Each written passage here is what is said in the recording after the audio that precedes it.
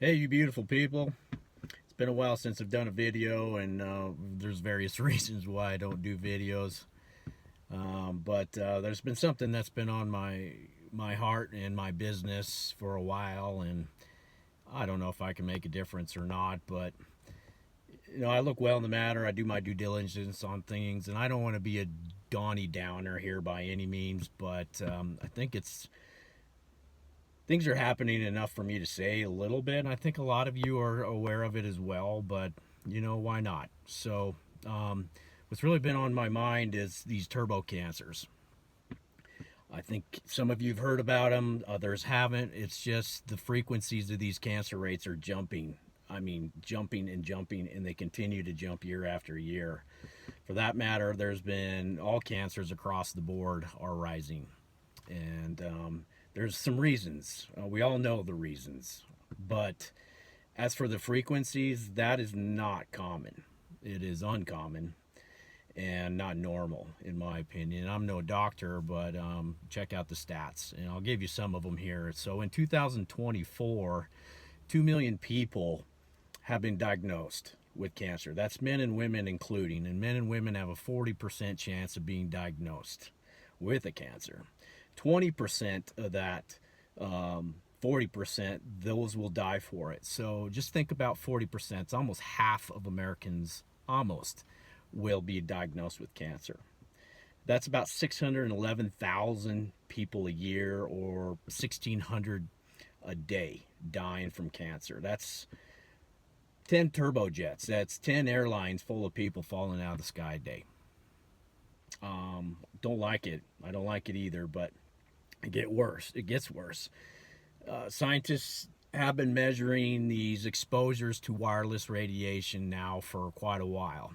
And let me give you a stat here. That wireless radiation is now 1 billion times higher than it was 100 years ago. And that's not a typo. Let me say that again. A billion, as in B, a billion more radiation than your great grandparents were ever exposed to. So these smartphones, these AirPods, streaming service or streaming music, your Wi-Fi routers in your bedroom, in your offices, in our schools, the new 5G or 5G towers, 4G and 5G towers that are coming up, being installed in your neighborhood, and particularly a lot of them are being installed in schools, school campuses. Imagine that. So we're the first generation in human history to have this invisible sea of radiation, and it's a big deal. If you don't believe me, check out the Environmental Health Trust court case, the United States Court of Appeals. They took the FCC to court, and the only reason why is the FCC refused to acknowledge that this radiation waves are detriment to people's health, and they called it arbitrary and capricious, which means essentially they just wanted to ignore it. They didn't think it had anything in effect to it, but there is. And so they won that court case, and they failed to respond to the evidence of the exposures out there. And it was a complete failure on the FCC to be transparent with us as Americans. And that's just the beginning of it. That was in 2019. So there's a Harvard scientist. She's a PhD. Her name's Martha Herbert, and you can look her up. She exposed a shocking link between the EMFs and brain development and autism. Okay, so check it out.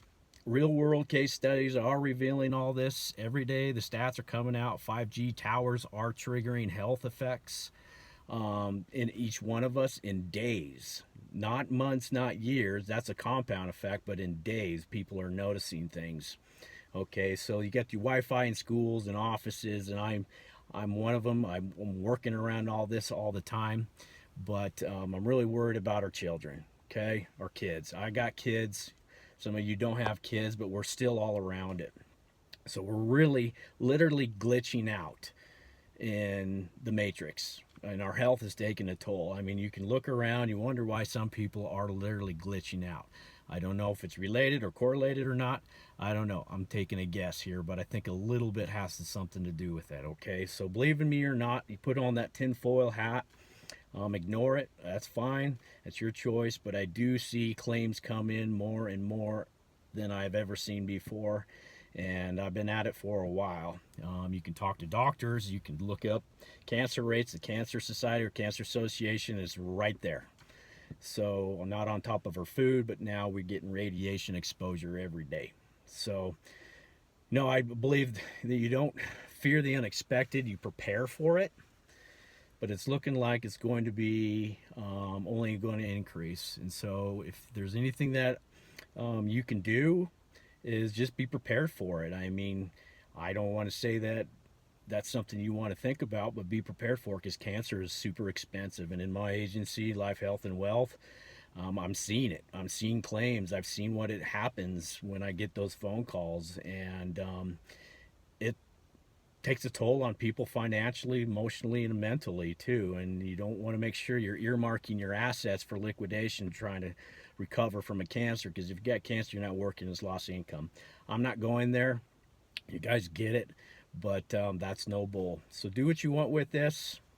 Just thought it'd be important to just send it out there. Take care.